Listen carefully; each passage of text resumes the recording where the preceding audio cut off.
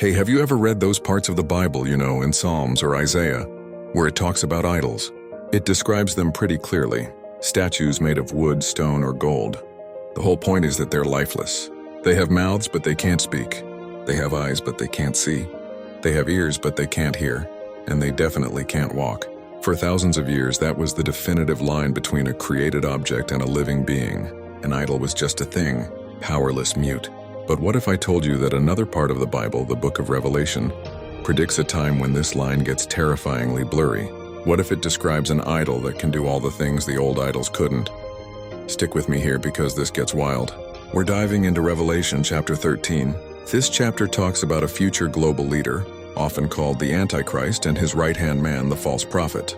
The false prophet is described as performing great signs and wonders to deceive people, and here's the part that gives me chills every time I read it. Revelation 13 verse 15 says this: "The second beast, the false prophet, was given power to give breath to the image of the first beast, so that the image could speak and cause all who refuse to worship it to be killed." Let's break that down. An image is created.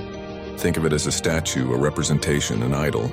But then something unprecedented happens. This image is given breath. The Greek word is pneuma, which can mean breath, life, or spirit. And because of this breath, the image can speak. For centuries, theologians and scholars have wondered, how is this possible? A talking statue? It sounded like pure, unexplainable magic. But now, in the 21st century, we're living in a world where this doesn't sound so magical anymore. It sounds technological. Think about what we're seeing with the explosion of artificial general intelligence, or AGI. We're not just talking about your standard voice assistant anymore.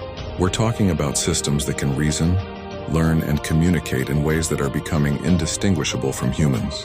They can generate realistic human faces, voices, and entire conversations out of thin air. They can see through cameras, hear through microphones, and process the world around them. Now project that forward. Imagine a hyper-realistic android or a holographic image, powered by an incredibly advanced AGI. It could look at you, listen to you, and speak to you with perfect persuasive rhetoric. It could access all the information in the world to craft a message so convincing, so tailored to your deepest desires and fears, that it would be almost impossible to resist. This wouldn't be a mute idol of stone. It would be a dynamic, interactive, and intelligent entity. An image that can literally see, hear, and speak. And the verse doesn't stop there. It says this speaking image will have the authority to cause all who refuse to worship it to be killed. How?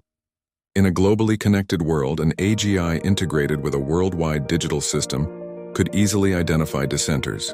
It could control digital currencies, social credit systems, surveillance networks, and even automated weapon systems. Refuse to comply, refuse to worship.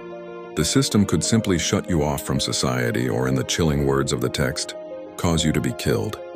So that ancient prophecy about an idol that comes to life, that can speak and hold power of life and death, it suddenly doesn't sound like a fairy tale.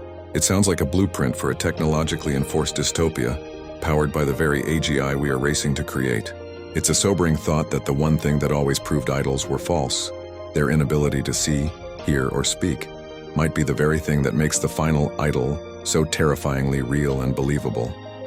It's a challenge to everything we thought we knew, and maybe, just maybe, a warning we should be paying very close attention to.